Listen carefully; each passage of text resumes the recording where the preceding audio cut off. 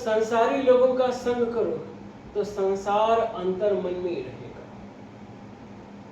और यदि संसार के सृष्टा पर ब्रह्म नारायण का ध्यान करना है, उनसे प्यार करना है, तो संतों का संग करो। यदि आत्म तत्व का अनुसंधान करना है तो ऋषियों मनीषियों का संग करो। यदि भौतिक जगत में साधु संतों का, भक्तों का संग मिल जाए तो पर ब्रह्म नारायण की कृपा है। और यदि भौतिक जगत में आपको यह सत्संग संभव न हो, साधु की संगति संभव न हो, तो उनका स्मरण करो। उनके स्मरण से, उनके ध्यान से उनका संग आपको प्राप्त होगा, उनका सत्संग प्राप्त होगा। जब सात्विक अंतःकरण से संतों का, भक्तों का, ऋषियों का चिंतन करोगे, ध्यान करोगे, तो उनका संग हो जाए। और फिर मैं कहूंगा सदग्रंथों का, भागवत ग्रंथों का अध्ययन स्वाध्याय करो। तो उसमें जो ऋषि कथा कह रहे हैं, जब तुम श्रद्धा और भक्ति भाव से स्वाध्याय करोगे तो तुम्हें उन महापुरुषों का, संतों का, भक्तों का संग भी प्राप्त हो जाएगा और भगवत कथा भी हृदय में आ जाएगी। भगवत कथा की धारा भी हृदय में बहने लगेगी। पर ब्रह्म नारायण की भक्ति धारा हृदय में बहने लगेगी। तो भगवत ग्रंथों का स्वाध्याय करो,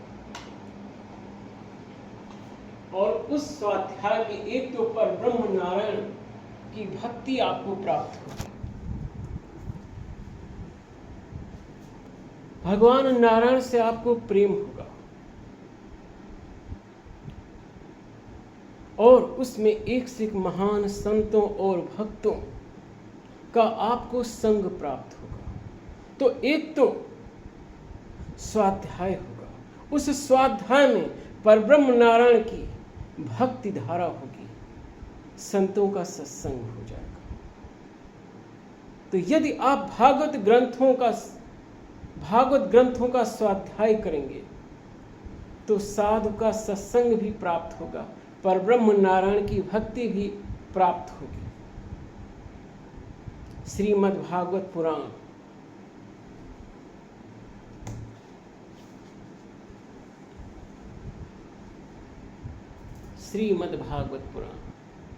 का स्वाध्याय कीजिए।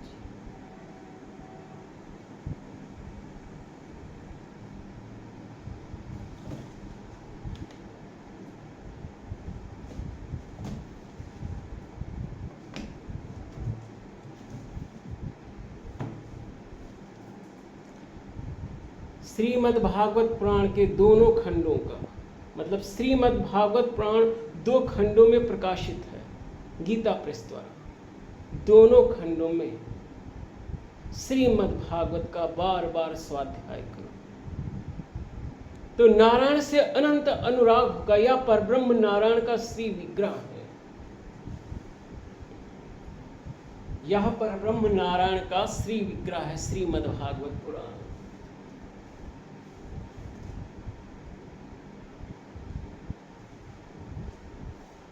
तो यदि आप श्रीमद् भागवत पुराण का स्वयं स्वाध्याय करेंगे तो नारायण से आपको अनंत अनुराग होगा। भौतिक जगत में आपको साधुओं का सत्संग मिल जाए तो परम सौभाग्य, लेकिन यदि ना मिले तो उनका स्मरण करो और स्वाध्याय करो भागवत ग्रंथों का। जब इन भागवत ग्रंथों का आप स्वाध्याय करोगे तो आपको साधुओं का सत्संग प्राप्त होगा। गोस्वामी तुलसीदास कथा कह रहे हैं कि स्वांता सुखाय तुलसी रघुनाथ गाथा भाषा निबंध मति मंजुल मातनु। जब रामचरितमानस का आप स्वाध्याय करेंगे तो आपको अनेकों महापुरुषों का संग प्राप्त होगा, अनेकों ऋषियों का संग प्राप्त होगा, बहुत से साधुओं का आपको सत्संग प्राप्त होगा। भगवान शिव माँ भवानी को कथा सुना रहे। आदि प्रवक्ता तो भगवान शिव रामचरितमानस के हैं। रचि महेश निज मानस राखा, पाई सुसमौ शिवासन भाखा। गोस्वामी जी सुना रहे हैं, याज्ञवल्क जी भरद्वाज को सुना रहे हैं, काकभूषुंड जी गरुड़ जी को सुना रहे हैं।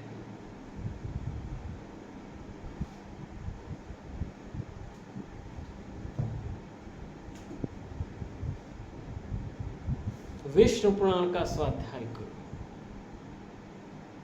ब्रह्मर्षि पराशर का आपको संग प्राप्त होगा।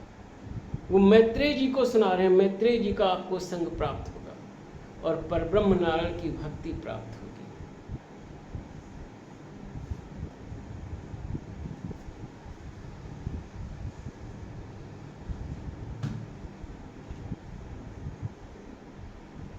ये श्रीमद् भगवद गीता का स्वाध्याय करो। भगवान नारायण की यह वाणी है।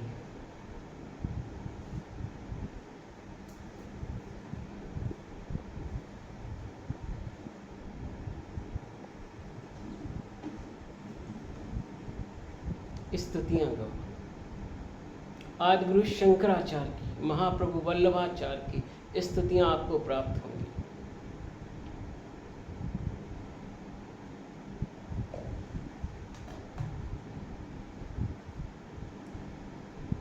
उपनिषदों का स्वाध्याय करो।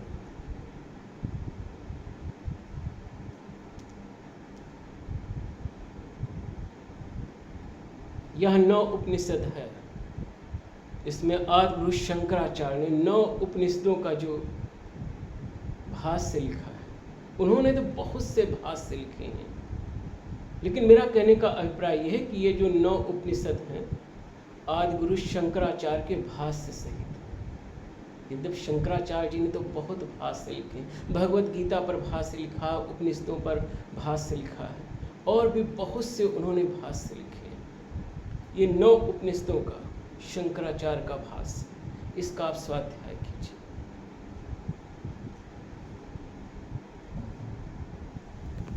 स्वाध्याय अनंत महत्वपूर्ण है।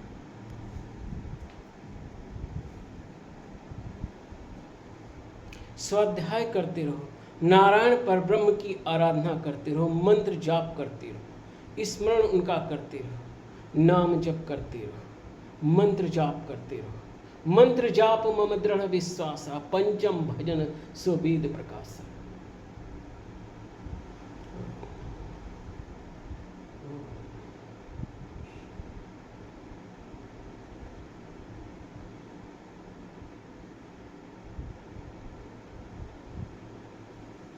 ओम